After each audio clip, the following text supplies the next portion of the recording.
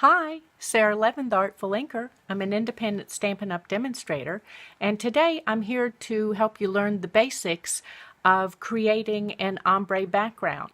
So let's flip this camera around and get to the ombre. For this easy ombre background, we're going to use Mango Melody, Calypso Coral, and Grapefruit Grove. I've got a piece of Whisper White, my silicone craft mat, and a sponge brayer. So we're going to start with the Mango Melody, and I'm just going to smush some of that, that's the technical term, onto my silicone mat. Let me close this and move it out of the way, and I'm just going to run my brayer through it and then start adding ink. And with this first color, we're going to come down further than we want it. And you can change the direction here a little bit. Okay. Now, next is going to be the Grapefruit Grove.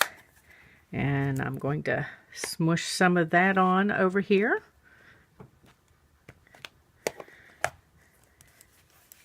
And roll the same brayer through it.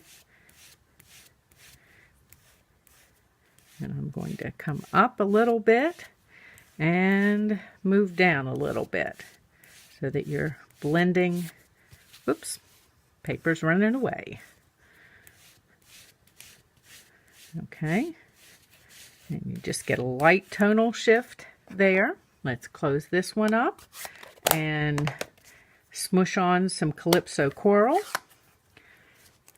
Smushing this on your silicone craft mat makes it easier to load the brayer, and it's gentler on your ink pads than pressing the brayer into the ink pad.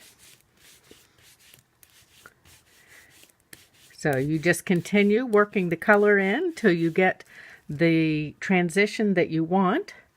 And here's a card that I created using the same ombre color combination. This would also be a great sunset for a card. Quick and easy, brayering an ombre background.